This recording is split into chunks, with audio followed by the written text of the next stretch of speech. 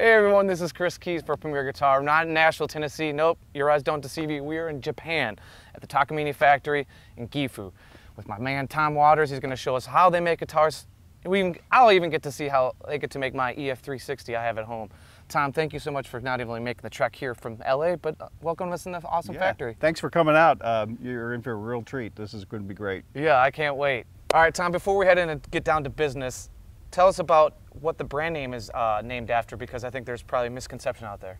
Oh yeah, a lot of people think that there's a Mr. Takamine and it's been named after Mr. Takamine, but it's actually named after this beautiful mountain behind us, Mount Takamine. Well, speaking of beauty, let's go see some guitars. Let's do it. All right, we're inside the factory now. Tom, it smells wonderful in here. Tell me what's going on. Yeah, so this is one of a couple drying rooms we have. This room is a natural drying room where we're taking like cool, just ever circulating air, and what we're smelling is this wonderful cedar, like this piece here. And you can see all this cedar behind me. We use a lot of cedar. Okay.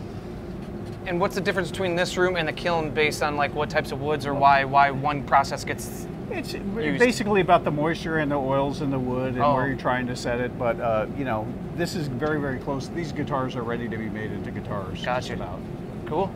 Well, let's move on. All right, we are in a very special area for wood before it gets obviously down the process, is where things start looking real beautiful. Do you want to show us some cool stuff, Tom? In this room, we got a kind of a collection of some really good exotic wood. Like, look at this beautiful Hokabola set here with the sapwood in it and stuff like that, that white wood.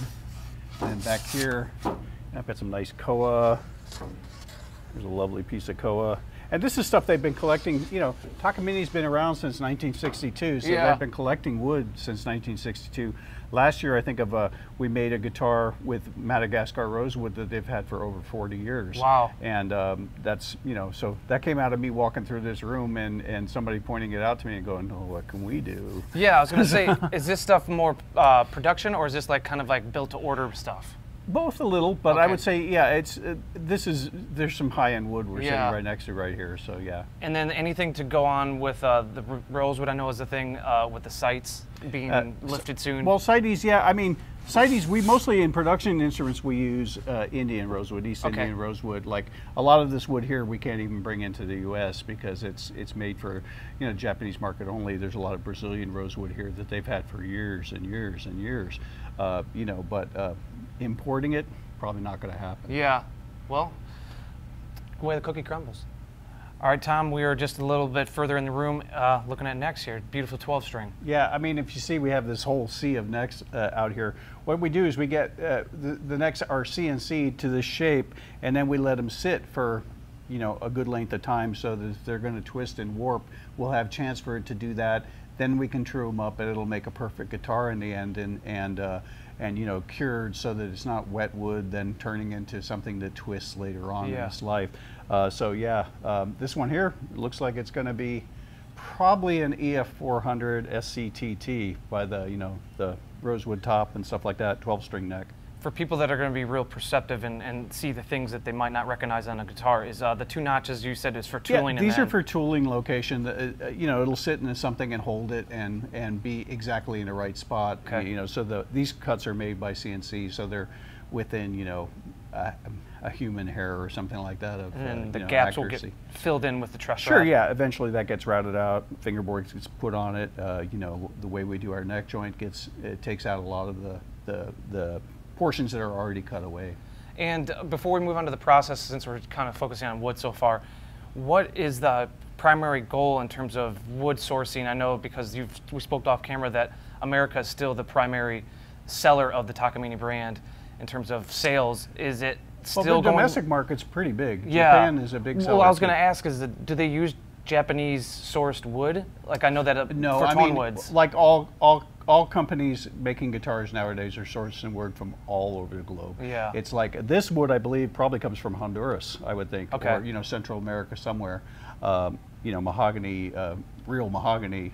I'm going to botch the scientific name, so I won't even try. Yeah. But you know, it's all over the world, and this rosewood will either come from, you know, East India or Indonesia, someplace like that. So, but most of the companies in the in the world are sourcing from a handful of wood sourcers that are reliable. You know that they're going to give you wood that's legit and got the right paperwork on it, so that it's very, very sensibly and sustainably farmed. Yeah. And you know, no bad stuff.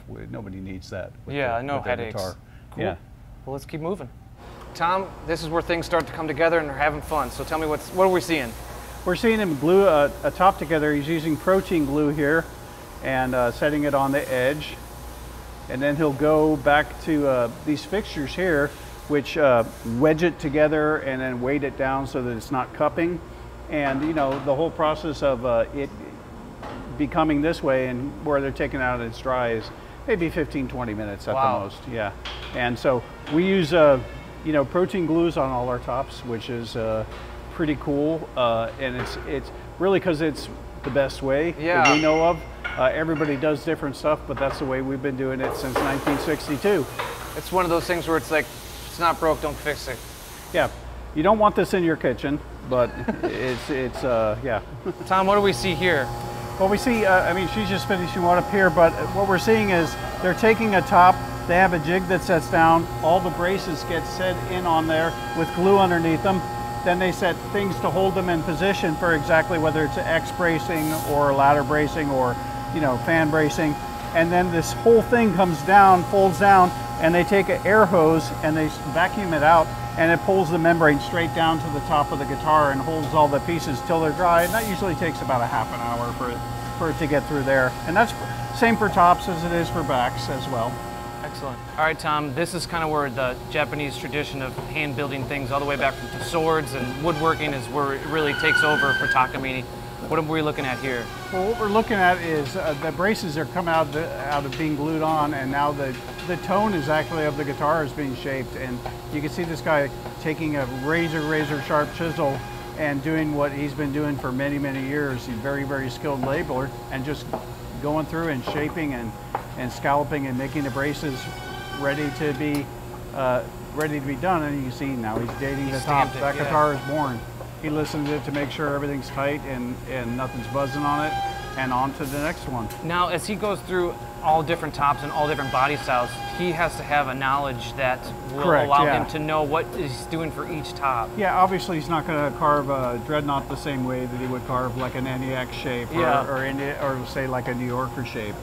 It's all going to be a little different, but that's what comes with experience. I think we have four craftsmen here at Takamine that do this. You know, they're constantly training, but the ones that are actually doing it are just a few. And one of the things that makes Takamine what they are. And I have a 360 at home, so whenever that was built, that was one of the four hands that touched it. As a matter of fact, that could be a 360 there you're looking at. All right, here's some more handwork being done. Tom, tell me what's going on. So Daisuke here is hammering in some you know, purfling material, which is ABS, I think, on this particular thing. And he's just taking all those strands that are in a particular order. You can see there's, you know, maybe 6-7 strands on that one piece that he's doing, and just hammering them into the channel routed for the rosette. And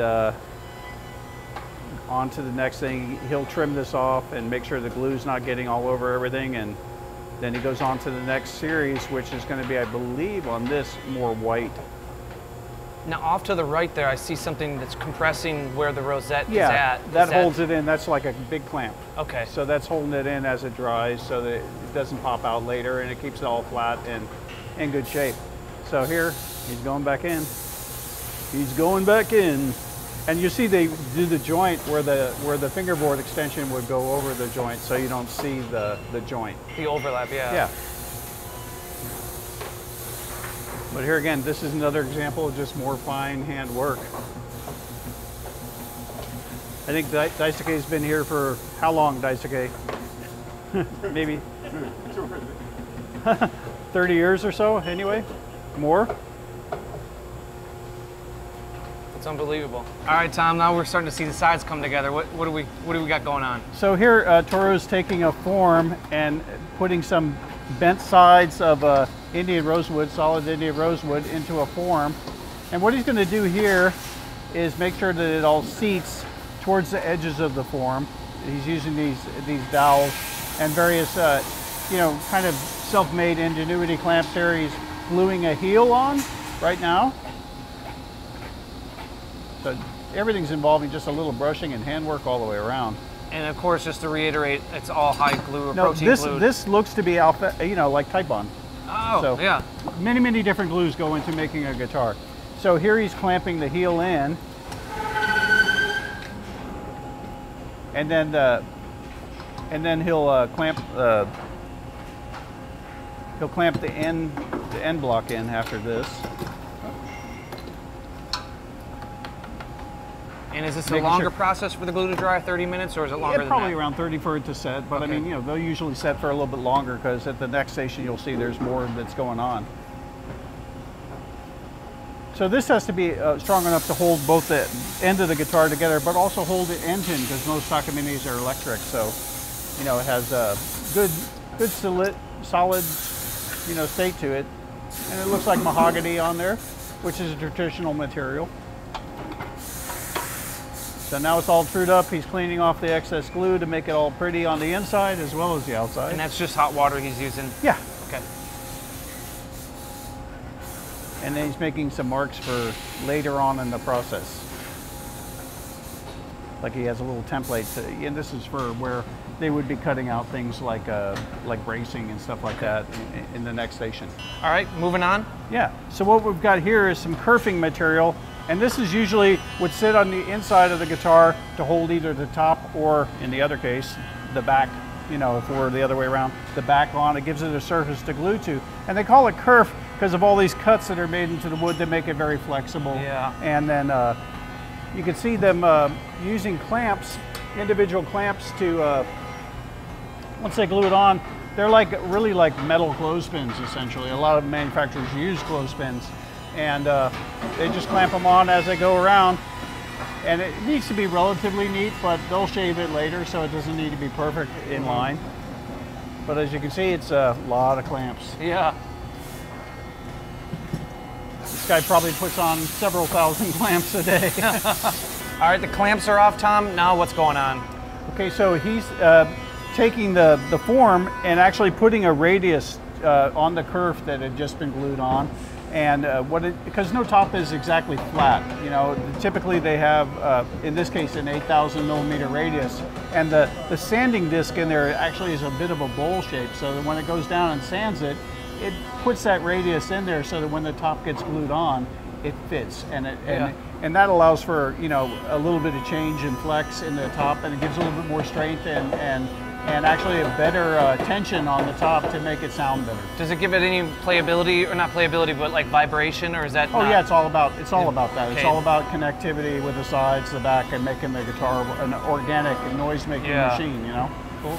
So next in the process is, after we've sanded those, you know, the kerf to a radius, he's going in and he's going to be applying the top and the back. Right now he's looking to make sure that the top is okay. Marking it on center, and then he's going to go ahead and check to make sure that everything fits. He's going to go in and cut some of the braces so that they end up fitting, you know, not overlapping and creating some room. And then he'll also make cuts on the kerf to make it to where that any of the extended braces fit into the kerf, which is that bent wood on the sides, and just prepping it for that. So we'll hold now, and then we'll wait until we go in here. So now he's cutting out portions of the kerf to accept where the braces are actually fitting. And again, this all looks to be stuff that he knows kind of specific to this task. It's repetition and doing it as long as he has. Yeah. Because he left a little bit of that notch, and it's all just kind of eyeballing it. Well, there's marks too, you just can't see them. Yeah. Yeah. So although there's obviously machines and CNC machines that are going along through the process, there still is a lot of hands being to wood on this process. And I love that the tools are, you know, these hand tools have probably been with him pretty much throughout his career. I know that Stu Mack imports Chinese hand tools for guitar repair and guitar work, so it's something that the Japanese culture keeps true to form, is their Yeah. handworking tools. Oh, well, no, Japanese saws, they cut backwards. Japanese chisels are, you know, I own them. I wouldn't have any other. The Yeah. steel is, you know, Japanese steel is like renowned. I mean, Japanese knives for cooking. you Yeah, know, it cooks, chefs. Fantastic, yeah. There goes the back. Now the back will get a similar process. Correct, yeah. Just making sure there's enough glue. Things are clean. Make sure you get good wood-to-wood contact. And these tags that are on the guitars, they follow the guitar through the process so everybody knows what it is they're building. And, you know, they get removed in the end, but it also has ID to let it be, you know, known where it's supposed to be in the process. Now this is one that's obviously been finished and they're swapping it out. Yeah, so he's putting into a clamp here. You can see it's like, it's got a rubber bottom and a rubber top and they conform. And that press just sits there and squishes it all together. He's making sure it's lined up. And that'll sit there while he's working on the next one. He removes this guy and gets started all over again. So after the top and the back are joined to the body, it becomes like the box that we know as kind of a guitar body. Next up, they route a channel into the side of the top and, you know, the body to accept binding, which she's doing right here. She's applying a little glue, and then she'll take the same, sort of like the rosettes, she'll take an insane layer of ABS materials and glue them in and tape and clamp, using tape as a clamp as she goes. And does, you know, maybe like a foot at a time, so the glue doesn't have a time to set up beforehand. All the while cleaning excess glue, keeping it in there tight and as good. But I mean, you're like, I'm counting here, it's 1, 2, 3, 4, 5, 6, 7, 8 pieces of material she's working Tom, with. that's insane because Yeah. they're all individual. Yeah, I can't even tie my shoes perfectly in line. sometimes. Yeah, I know. So, like- I hear you on that. But yeah, it's and you know, she does quite a few guitars a day doing this, and you can see the rosette's already in there. It's Yeah. just making it a more complete item as it goes along. It's becoming a guitar every step of the process. Oh yeah. Okay, so what Yoshimi's doing here is she's got a piece of abalone that she's putting in to end of a headstock before she puts the outward binding. You can see that every piece is cut and selected for color and size and shape. It's all done by hand. I'll say, you were saying off camera, Tom, that it's not predetermined, like she's doing that eyeball. She's got to eyeball it. There's no mix. But even the mix color, slot, you know. even the color's yeah. matching. Yeah, because you don't want a really green piece next to a gray piece. Yeah. Next to, it all should, you know, naturally segue. And if you, I don't know if you can get it on the camera, but there's all kinds of color in there. So she has that tool there that has the shape where she can just clamp it right in. And this, you know, Koa headstock, this is a nice guitar when it's done. Here at this station, we're going to put the dovetail in the back of the, into the guitar heel where it'll accept the neck. So this machine will cut that out.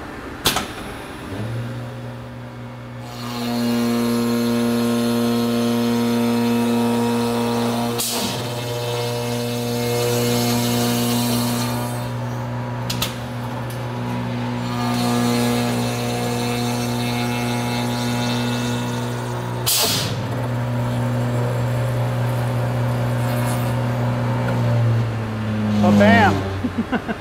This is where those witness points come into play that we talked about earlier that are cut in. So now that's positioned it on this machine, which is going to cut the dovetail in the heel. So you see the blades coming in from either side, cutting up and then back down. And they're doing a compound cut. It's cutting inward and also up and down as well. And this blade is coming in from the side to just true up the top portion for the back side of the dovetail. Now, obviously, a dovetail joint is something used by many, many acoustic companies. Is there anything that's specific or unusual that is to Takamine's process? Well, not at this point. At this point, it's fairly much a traditional dovetail. It's a good, strong joint. The heel is actually right now longer than it will end up being, as you'll see in the next step. Cool. So here's where they take the dovetail, both elements of the dovetail and make sure they fit. So he's testing it, test it for pressure fit.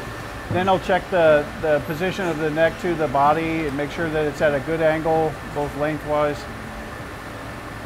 Now, during this process, will he match different necks? Like, let's say it might not fit perfect with another body. Sometimes if it's not right for that, he'll move it to a different body. But for the most part, it's a one-to-one match. Yeah. I mean, they have to match the binding and that sort of thing. But in this case, both would be the same neck. So he's marked it. It gets moved on next, and then it will eventually get glued together. So next up in the step is after the neck has been glued on, they route this channel for the truss rod.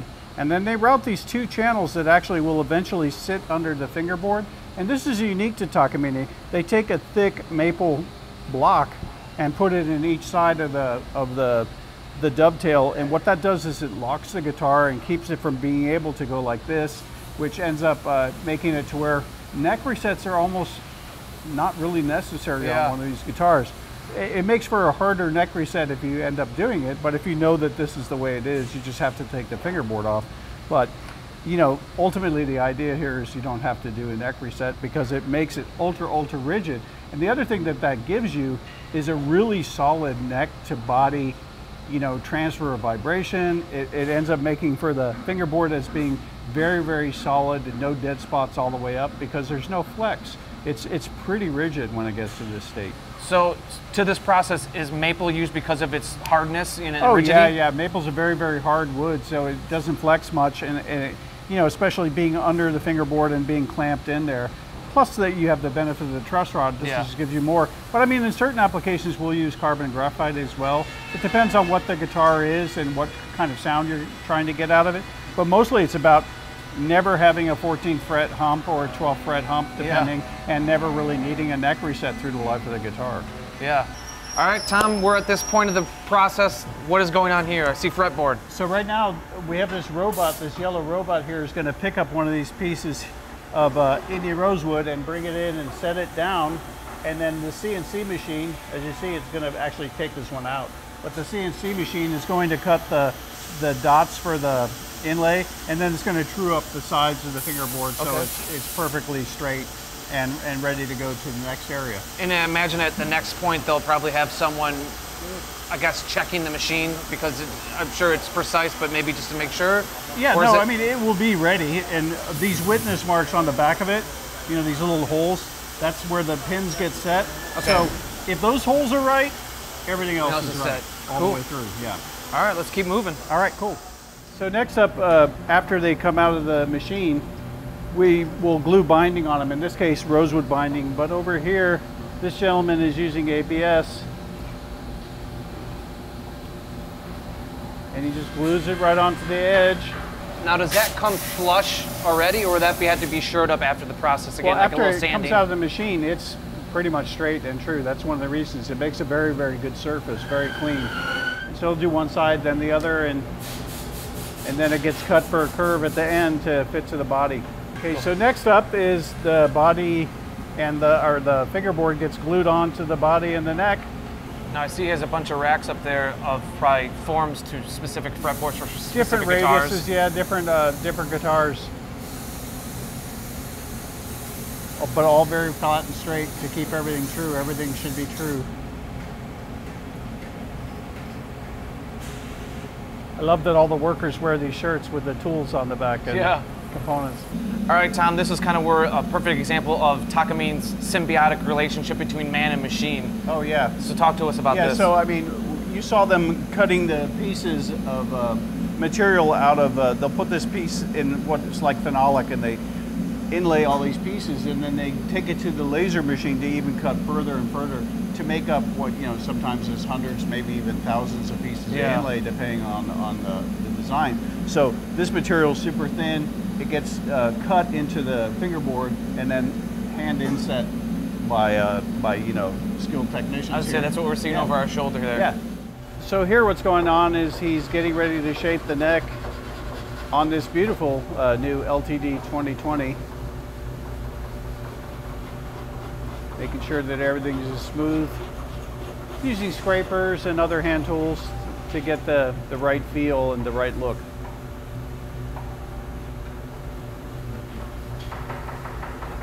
kids don't try this at home. So even though this instrument starts its, the neck starts its life being CNC'd, it's still hand shaped further and scraped and made to, a handcrafted perfection.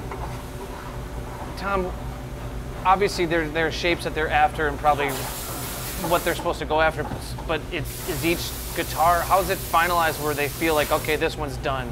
Well, you saw him using a tool to gauge it there. There's a certain amount of weight and there's a certain amount of experience that comes, and a lot of his feel in the hand. But for the most part, because the CNC cuts the real rough shape, it ends up being something that dictates the final shape as well. There's very little material that they're taking off here. Yeah. All right, Tom, we've skipped a few things. Where are we at and where are we at in the process? Well, yeah, so what we've skipped is the bodies get sanded, sealer gets applied, that gets sanded, then a finish coat gets applied, and now we're at the point to where the guitar has all got finish on it, and now it's getting some buffing. So this gentleman here is buffing. And when you were saying about finish, Takamine uses poly, right? Polyester, and 4 coats, I believe you guys said? I think so, yeah. Okay. Well, 1 coat of sealer and then a couple top coats. Okay. Color coat. With the intention of it getting buffed off so that it's very thin by the time it We gets want out a the door. very thin finish, yeah. We want at least 8 mil finish somewhere around there. We want it very, very thin because that makes a good sounding guitar. Okay. And is there anything specific that people should know about maybe either waxing compound or strategy? Don't use silicone in your wax or your polish.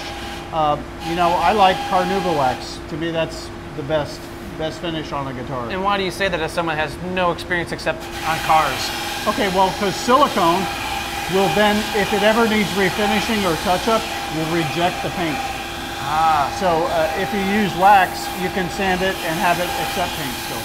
Okay. So here at this station, this is kind of crazy. What they have is a bunch of lasers shooting down at the guitars, and it's measuring the distance at the bridge, at the body, at the neck joint, and at the nut area.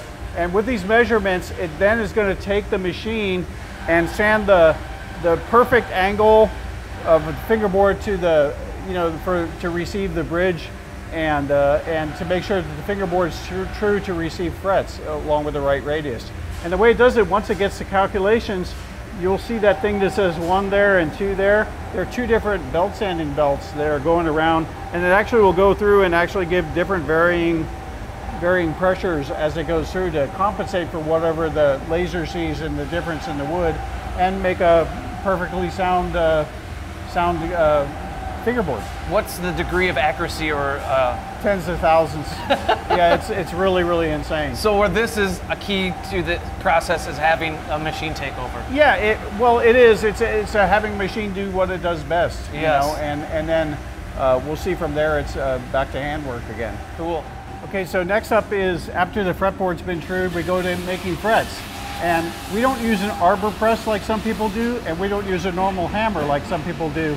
We actually take a radius steel block that's true and a hammer and knock them in a very, very even fashion. So that way we control how much pressure is given at any given moment, and there's never too much pressure from somebody overusing an arbor press or somebody just whacking a hammer and having it being uneven on one side compared to the next. So yeah, if you have a bad day, you got a bad guitar, or at least a bad fret job. So he first trues it up even a little bit further just to make sure it all is clean as possible. And you see all the frets are pre-cut and put in slots for whatever number fret they are. So there's no really waste as you go through. This is what's called a fret buck. And what it does is allows you to hammer at the end of the extension without caving in the top of the guitar. An important thing. Yeah, very important. So, I mean, this is something they designed many, many years ago. And, it's available commercially too now. I was going to say, like, throughout the process, how much of the tooling that is made, because obviously a CNC machine is made, but there's only so many guitar builders. Yeah, any guitar manufacturer, half their battle in working on guitars is making tooling to build guitars. So there's a lot of ingenious stuff that comes up. So you see he taps the fret in, then he uses the radius block to hammer it home, as it were. And are there any particular fret wire or frets that they use here for acoustics? I'm not sure, but I believe we use Jescar wire. I'm not positive. There's only a few fret wire manufacturers in the world too. And that continues on up the fingerboard till it's done. So here he's got an EF341SC ready for the bridge preparation. He's taking the tape off the fingerboard. He's adjusting the truss rod to make sure that there's tension on the truss rod, making sure it's true, and then putting a couple fixtures on. Drilling holes for the points to hold the pickup in the system. And then he'll take it to this other station here where he'll actually route a hole through the body of the guitar to accept the pickup system. But he's positioning it now, making sure it's highly accurate.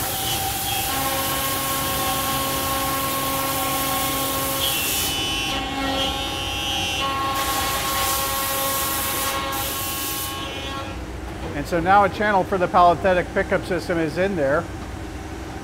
He'll come back to this station. And then we put a piece of tape in the finish underneath the bridge that they eventually will peel off so that it's a wood-to-wood contact when it gets ready for the bridge to be glued down.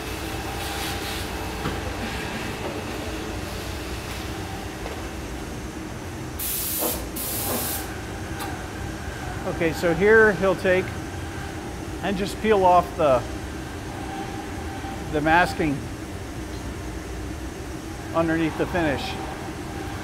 Comes right up, nice clean line, and it gives it enough space for the bridge to overlap the finish, and then also have plenty of surface for it to glue wood to wood. And so now he's checking to see if the bridge is the proper height for the guitar. He'll go and adjust it here on the sander.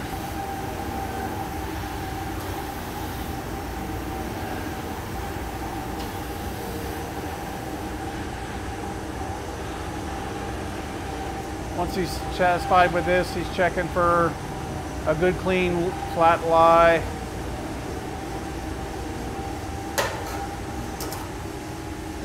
Then he'll go back over and fit it. Check to make sure everything's fine again. Mark it off. Clean up any excess material. Put the bridge that's designed for this guitar in a bag. It goes inside the guitar and it goes on to the next station to be glued. So here we have a small, very, very small gang saw that cuts the bone nuts for the guitars. It'll sit in this fixture and go over these really sharp blades here and cut them perfectly, perfect thickness and perfect widths every time in a jig that just rolls through. We'll show you in a second here. And I imagine there's got to be a piece or a jig or a router that does 12 strings? For one for 12 strings, one for different nut widths, one for different string gauges. Okay, yeah. So they're all like small little blocks. Here, I can show you. So see, these are the saw sets, and they just sit there and will get positioned in the machine for whichever guitar is going in there. Cool.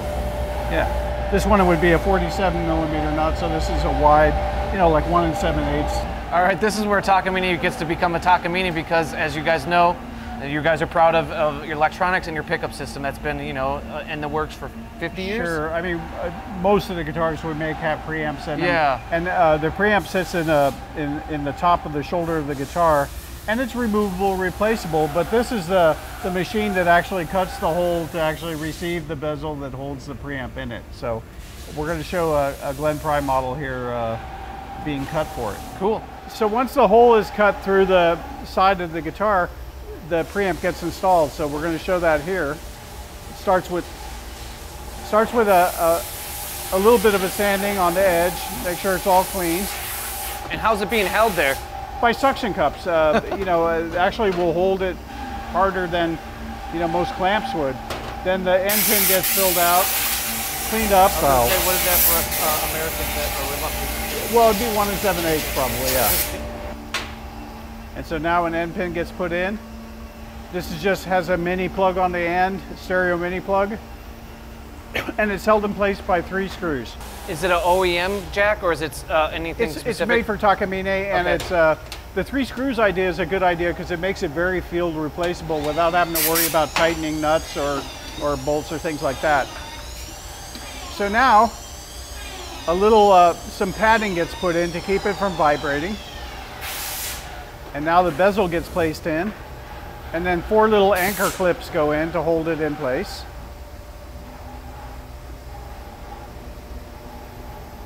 And then a brand new preamp gets popped in. And there you have it. Okay, so here at this station, we're going to put the palathetic pickup system in. The pickup is the same pickup we've used since '77 now. So here he's going to put this into this Glen Fry. So go ahead. And to enlighten people that aren't Takamine gurus, is it a transducer that sits under there? Or? Yeah, it's a piezo transducer, but it's 6 individual, very, very large, very shielded elements. So one of the things that the benefit of that is it gives you much better noise floor, much better dynamics than you normally associate with a piezo sound, and none of that piezo quackiness. Yeah. You know, because it's such a large and kind of almost impractical design, it ends up being very practical. And you know, the crystals are literally at least 80% larger than anything else on the market. And here he's like tying the cables together. They'll end up hitting those aluminum clips on the inside of the instrument that were glued into the kerf right now. You see he's bending them in right now. And then it's kind of idiot-proof because the RCA is the input from the pickup, and then the output from to the output jack is the little mini, so you can only really go in one way. And there it is. So here we see this gentleman is installing some Takamine branded Goto machines. Right now he's screwed them into the back of the headstock, and now he's attaching the nuts and the washers to finish it off. And these particular ones have amber buttons and you know, gold hardware. So at this point the label has just been placed inside the guitar. He's getting ready to string it up. And so on this particular guitar, it has a pinless bridge, what we call a pinless bridge, which they feed the strings through the back and no pins, hence the term pinless. Put the strings in there. We fit it then with a saddle, I assume, and the saddle is also bone like the nut is. On all the Japanese Takamine guitars, the bones and nuts are the nuts and saddles are all bone. And what's the theory behind the broken saddle? Not broken, the but the split. saddle. Yeah. Split saddle allows for you know, good intonation because the E and the B are going to be a different core size than the G and up, so it ends up, you know, making for better intonation. The guitar plays in tune up the neck better. Much like on an electric guitar, how you have an adjustable saddle. Mm-hmm. This is a saddle that is pre-adjusted already, and it's something we came up with, and now is adopted by a few other manufacturers as well. Now the final placement of the saddle, is that just by friction and tension of the wood slot, Yeah. and then the strings? Yeah, the strings hold it in. Yeah. Yeah. I mean, they can come out very easily once the strings are off. And you know, it's designed to be replaced as it wears, you know, over the years. Although I've never replaced a saddle that I can think of in any guitar I've owned.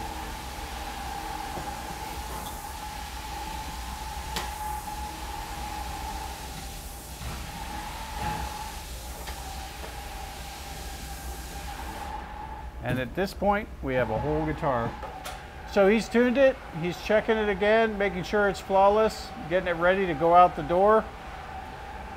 A little spot cleaning here. Starting to look like a guitar. I was gonna say, it's someone's beautiful thin line coming to him real soon. It's a nice piece of koa too. So off it goes into the case. Killer. Zip it up.